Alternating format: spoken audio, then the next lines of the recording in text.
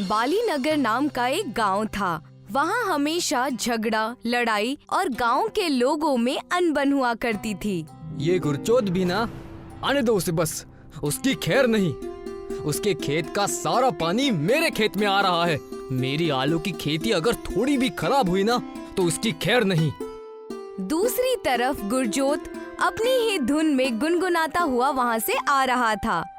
ला ला ला ला ला ला ला ला ला ला, मैं हीरो बनूंगा, मारूंगा ठुमका, इसे जल जल के जलोगे तुमका।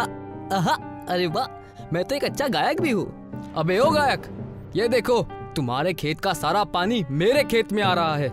जल्दी से जाकर अपना मोटर बंद करो, तुम्हारा खेत तो पहले ही भर चुका है। लेकिन मैंने तो कोई भी पानी नहीं खोला, मेरा मोटर तो बिगड़ा हुआ है।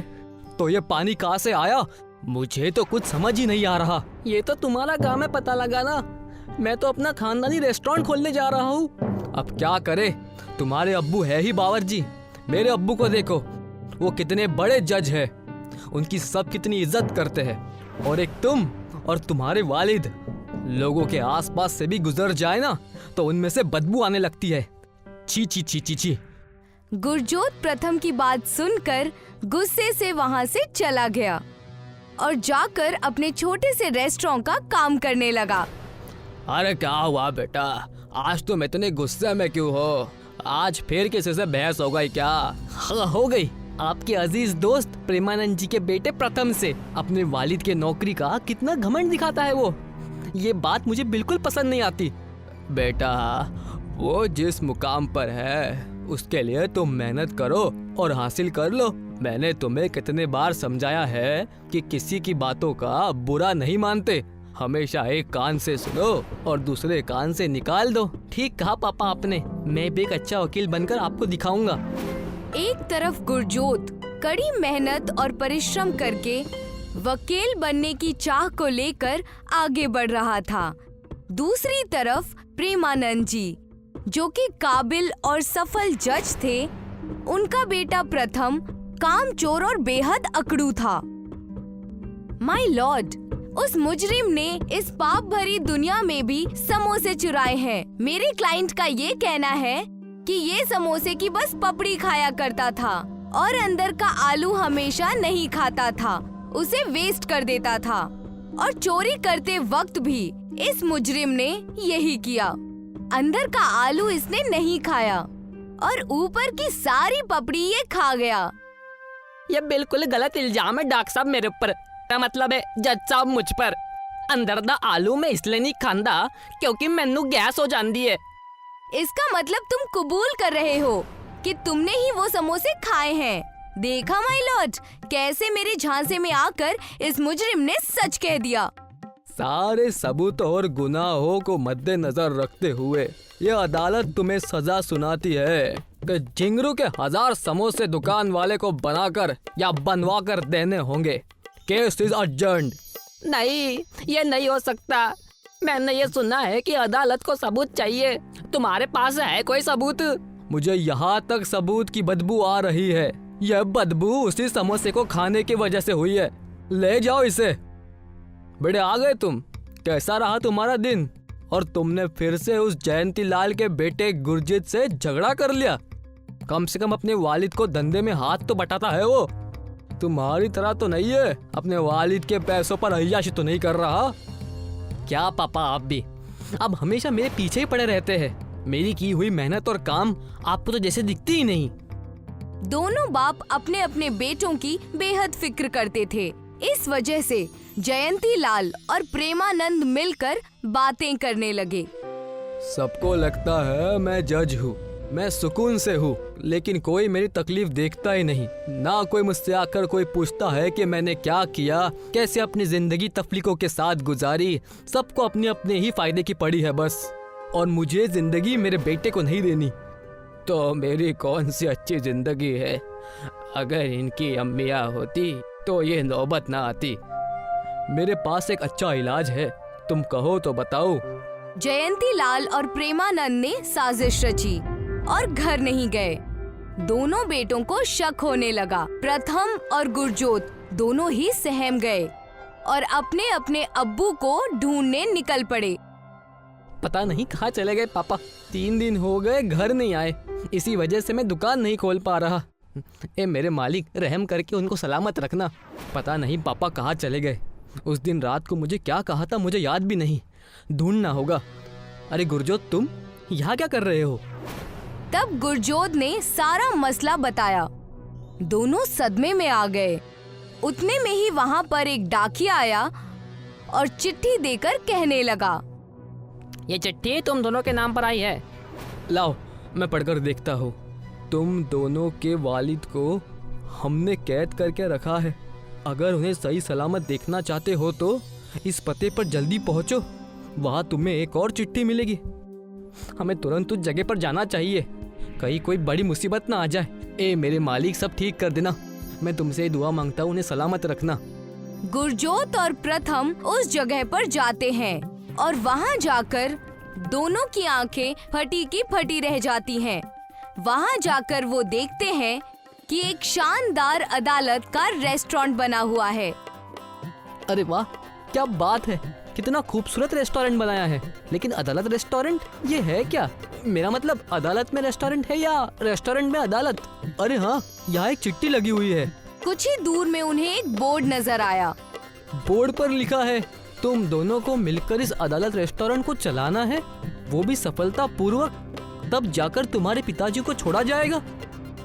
हमारे पास इसके अलावा कुछ और करने के लिए है भी नहीं। मेरे पापा को बचाने के लिए मैं तो ये करने के लिए तैयार हूँ। गुरजोत और प्रथम दोनों अपने अब्बू के चंगुल में आकर फंस गए थे और उन्होंने अदालत रेस्टोरेंट चलाना शुरू कर दिया। देखते ही देखते 6 महीने बीत चुके थे। अदालत रेस्टोरेंट के बारे में पूरे शहर में चर्चा होने लगी थी। तुम्हारे साथ काम करके पता नहीं मुझे क्यों अच्छा लग रहा है। हम बचपन से एक दूसरे को जानते हैं, लेकिन कभी हमने साथ काम नहीं किया। अब मैं समझ चुका हूँ कि कोई छोटा या बड़ा नहीं होता। मैं भी वकील बनकर रह गया। हम इस धंधे को और आगे ले जाएंगे। गुरजोत और प्रथम बात कर ही रहे थे कि वहाँ पर उन दोनों के अब्बू आ गए। दोनों अपने अपने अब्बू को देखकर हैरान थे। पापा, आप कैसे हैं? आप कहीं आपको कोई चोट तो नहीं लगी ना? मैं बिल्कुल ठीक हूँ, बल्कि हमने ही ये साजिश रची थी और हमने इन 6 महीनों में कई सारे तीर्थ किए। ये प्रसाद अगर तुम अदालत रेस्टोरेंट के खाने में मिलाओगे तो वो 2 गुना ज्यादा चलेगी। ये दिव्य शक्तियों वाला प्रसाद है, जादुई प्रसाद। हम बिल्कुल वैसे ही करेंगे पापा। सब कुछ अच्छा हो ही रहा था कि वहाँ पर कुछ डाकू आ गए। पापा, अब ये कैसा मजाक है? इन डाकुओं ने हमें क्यों घेरा हुआ है? कहीं आपके ड्रामा का ये कोई हिस्सा तो नहीं है ना? कोई हिस्सा नहीं है बेटा। इन दोनों को तो मैं भी नहीं जानता। चप्पड़ चप्पड़ बंद करो और मेरी बात सुनो। तुमने मुझे 20 साल की सजा दी थी, इसीलिए मैं तुम्हें छोड़ूंगा नहीं।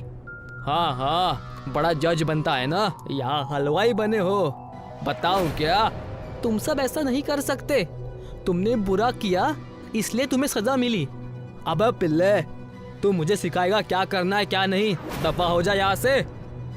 डाकू और दोनों लड़के बहस कर ही रहे थे कि जयंती लाल ने अपने बैग से लाल मिर्च निकाली और अपने हाथों को पंखे की दिशा में घुमा दिया। पंखा इतनी तेज चला, मम्मी बचाओ बचाओ! ये क्या कर दिया? मेरी आंखें जल रही है। ए मालिक! तब तक प्रथम और गुरजोत ने उन्हें पुलिस के हवाले कर दिया। अब से तुम दोनों हंसी खुशी रहना, मिलजुल कर, और ऐसे ही डटकर सबका सामना करना। इस घटना के बाद दोनों बेहद खुशी खुशी रहने लगे और अपनी जिंदगी खुशी से बिताने लगे। विकास एक गोकार्ट रेसर था। वो रोज मशक करता था। उसे हिंदुस्तान के लिए गो कार्टिंग करनी थी। उसके पास अपनी खुद का गोकार्ट था। वो एक बहुत ही बड़े खानदान का लड़का था। बेटा, कैसी चल रही है तुम्हारी मशक? बहुत अच्छी अम्मा। अगले माह तुम्हारा कौमी सतह का मुकाबला है। सही अब्बा, सब कुछ सही चल रहा है ना? हाँ अब्बा, खुराक भी और मुश्क भी। मुझे उम्मीद है मैं जरूर जीतूंगा। बहुत खूब, तुमसे हमें यही उम्मीद है बेटा। विकास के वालिदैन की ख्वाहिश थी कि वो एक दिन बहुत बड़ा गो कार्टर बने। मनोहर जी एक बिजनेस टाइकून थे। एक दिन एकाएक उन्हें दिल का दौरा पड़ा। फौरन उन्हें प्राइवेट अस्पताल में दाखिल कराया गया। डॉक्टर ने ऑपरेशन किया। मनोहर जी की तबीयत अब ठीक तो है, लेकिन शायद वो कभी खड़े नहीं हो पाएंगे। क्यों डॉक्टर? दौरे की वजह से उनका दाहिना हिस्सा पैरालाइज्ड हो गया है। अब वो हमेशा बिस्तर पर ही रहेंगे। विकास और मीना ये बात सुनकर हैरान हो गए। मनोहर के दिल के दौरे की बात सनसनीखेज खबर बन गई और मिनटों में ही उनके शेयर्स शर्त से फर्श पर गिर गए। शेयर बाजार में उथल पुथल मच गया। मनोहर जी की गैर हाजिरी में दूसरे बोर्ड ऑफ डायरेक्टर्स ने काम संभाला, लेकिन वो कुछ न रोक पाए। रातों रात उनकी कंपनी का दिवालिया हो गया। बैंक ने उनके घर, जायदाद, जेवरात सब सीज कर लिया। सिवाय विकास के गो कार्ट के बाकी सब सीज हो चुका था। विकास और मीना को कुछ समझ में ही नहीं आ रहा था कि उन्हें क्या करना चाहिए। विकास अपनी वालिदा को लेकर अपने एक दोस्त के घर रहने चला गया। बेटा, हमें कुछ ना कुछ तो करना ही होगा, ऐसे कैसे चलेगा?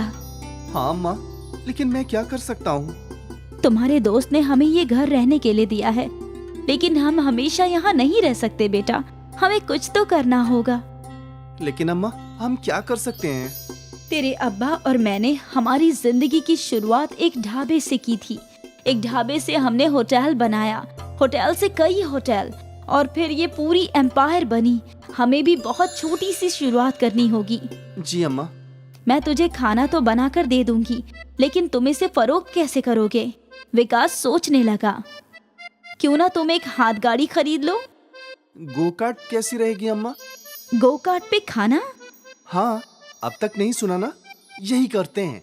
मुझे उम्मीद है ये नई तरकीब काम करेगी। ठीक है। मीना ने अपनी जिंदगी की शुरुआत बहुत ही छोटी सी की थी। अब जिंदगी वापस उसे वहीं ले आई, लेकिन उसे यकीन था कि वो सब कुछ फिर से ठीक कर देगी। अगले ही रोज से मीना ने खाना बनाना शुरू किया। विकास ने अपने गोकार्ट पर डिब्बे लगाए और फिर सारा खाना उन डिब्बों में भर लिया। विकास, वेज थाली 100 रुपए और चिकन थाली 150 रुपए। ठीक है अम्मा। और ख्याल रहे, खरीदारों से हमेशा मुस्कुरा कर पेश आना। जी अम्मा। मीना ने विकास को हिदायत दी और फिर विकास निकल गया। वो अपनी गोकार्ट लेकर एक बड़े कॉलेज के बाहर गया और उसने तख्ती लगा दी, वेज थाली 100 रुपए और चिकन थाली 150 रुपए। ये क्या है? तुम गोकार्ट पे खाना फरोख्त कर रहे हो? मजाक कर रहे हो क्या? नहीं, मैं कोई मजाक नहीं कर रहा। मुझे एक वेज थाली देना। उस लड़की ने विकास को 100 रुपए अदा किए और वेज थाली खरीद ली। उस लड़की को देखकर कई और लोग खाना खरीदने आ गए और सभी ने विकास की गोकार्ट के साथ फोटोज भी खिंचवाई। जब यहाँ के खरीदार खत्म हुए तो विकास अपनी गोकार्ट लेकर एक मॉल के बाहर गया। यहाँ भी उसने वही तख्ती लगाई। तख्ती देखकर कुछ लोग उसके पास आ गए। एक वेज थाली देना भाई, मुझे एक चिकन। विकास ने दोनों को खाना दिया। कमाल। उस शख्स ने खाना खाते खाते रील्स बनाई और गोकार्ट ढाबा सोशल मीडिया पर वायरल हो गया। अगले रोज मीना ने दुगना खाना बनाया और विकास एक मर्तबा फिर गोकार्ट पर खाना लेकर निकला। आज भी वो वही जगह पर गया, लेकिन आज ज्यादा भीड़ थी। सभी लोगों ने खाने के साथ साथ गोकार्ट ढाबे के साथ फोटोज भी खिंचवाए थे। क्या मैं एक फोटो ले सकती हूँ आपके साथ? हाँ, क्यों नहीं। वो लड़की भी विकास की गोकार्ट पर बैठ गई और उसने फोटो ले ली और सोशल मीडिया पर डाल दी। अगले रोज विकास की ये तस्वीर एक कारोबारी ने देखी। ये तो मनोहर जी का फर्जंद है। सेक्रेटरी विकास को जरा फोन लगाओ। विकास ने फोन उठाया। विकास, मैं तुम्हारे वालिद का दोस्त बलजीत बोल रहा हूँ। मैंने तुम्हारी तस्वीरें सोशल मीडिया पर देखी हैं। क्या माजरा है बेटा? विकास ने उस शख्स को सारा किस्सा बयां किया। जब मेरी कंपनी डूब गई थी तो तुम्हारे वालिद ने मुझे सहारा दिया था और आज मैं इतनी ऊंचाइयों पे उन्हीं की वजह से हूँ बेटा। तुम्हारे वालिद जल्दी ही ठीक हो जाएंगे। मैं अभी उनसे मुलाकात करने आ रहा हूँ। बलजीत ने डॉक्टर से बात की और मनोहर जी को यूएस ले जाया गया। वहाँ उनका एक नैरो ऑपरेशन हुआ और उनका पैरालिसिस ठीक होने लगा। ये खबर हिंदुस्तान के न्यूज चैनल पर छाने लगी और फिर एक मर्तबा मनोहर जी की कंपनी के शेयर्स बढ़ने लगे। सब कुछ ठीक हो रहा था। 1 माह बाद मनोहर जी अपने पूरे खानदान के साथ वापस अपने घर लौट आए। तकरीबन उन्हें उनका सब कुछ वापस हासिल हो गया। तुमने ये सब कैसे किया? मुश्किल हालात में हमें जो वाजिब लगा हमने वो किया। हमें गो कार्ट ढाबा खोलने की तरकीब मिली और फिर हमें बलजीत चाचा मिले। उनकी वजह से ये सब मुमकिन हुआ। मैंने कुछ नहीं किया। आपने सालों कब्ल मेरी मदद की थी। आज जिंदगी ने मुझे मौका दिया आपका एहसान चुकाने का। बजा फरमाते हैं लोग, जिंदगी बहुत छोटी है, न जाने कब कौन सी नेकी आपके काम आ जाए। मनोहर जी का खानदान सारी परेशानियों से बाहर निकल गया। उन्हें यह ख्याल आया भी नहीं था, लेकिन मीना के दिल में हौसला था कि वो सब कुछ दुरुस्त कर देगी और शायद ऊपर वाले ने इसलिए उनका साथ दिया, वरना सिर्फ एक गोकार्ट ढाबा से आखिर इतना सब कुछ कैसे हो सकता है। मनोहर जी और उनके खानदान के अच्छे कर्म उनके काम आए, इसलिए नेकी बांटते जाना चाहिए।